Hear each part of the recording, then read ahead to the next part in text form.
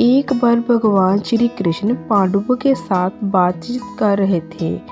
भगवान उस समय कर्ण की उदारता की बार बार प्रशंसा करते थे। ये बात अर्जुन को अच्छी नहीं लगी। अर्जुन ने कहा, श्याम सुंदर, हमारे बड़े भाई धर्मराज जी से बढ़कर उदार तो कोई है नहीं, फिर आप उनके सामने कर्ण की इतनी प्रशंसा क्यों करते हैं? भगवान ने कहा, ये बात मैं तुम्हें फिर कभी समझा दूंगा। कुछ दिनों बाद अर्जुन को साथ लेकर भगवान श्री कृष्ण धर्मराज युधिष्ठिर राजभवन के दरवाजे पर ब्राह्मण का भेष बनाकर पहुंचे। उन्होंने धर्मराज से कहा, हमको 1 मन चंदन की सूखी लकड़ी चाहिए, आप कृपा कर मंगवा दें। उस दिन जोर से वर्षा हो रही थी। कहीं से भी लकड़ी लाने पर वे अवश्य भीग जाती।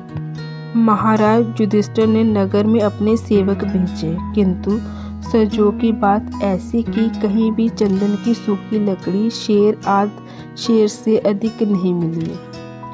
धर्मराज ने हाथ जोड़कर प्रार्थना की, आज सूखा चंदन मिल नहीं रहा है, आप लोग कोई और वस्तु चाहे तो तुरंत दी जा सकती है।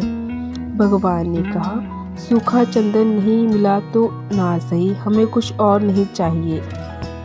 वहां से अर्जुन को साथ लिए उसी ब्राह्मण के भेष में भगवान कर्ण के पास पहुंचे।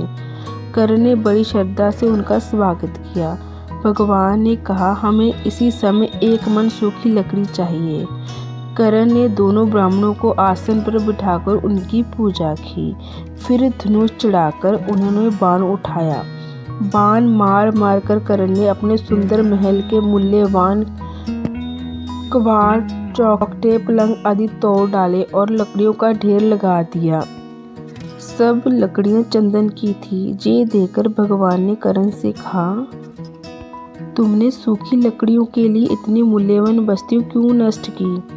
कर्ण हाथ जोड़कर बोले, इस समय वर्षा हो रही है, बाहर से लकड़ी मंगवाने में देर होगी, आप लोगों को रुकना पड़ेगा, लकड़ी भीग भी जाएगी, ये सब वस्तु तो फिर बन जाएगी, किंतु मेरे जहाँ आए अतिथि को निराश होना पड़े या कष्ट हो तो ये दुख मेरे हृदय से कभी दूर नहीं होगा।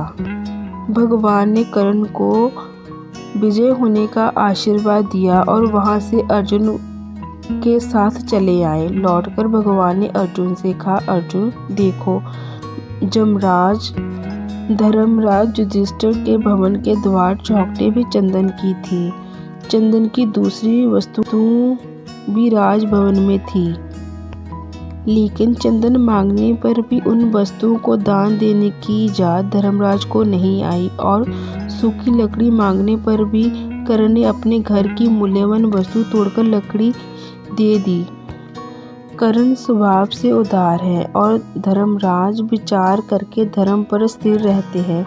मैं इसी से कर्ण की प्रशंसा करता हूँ।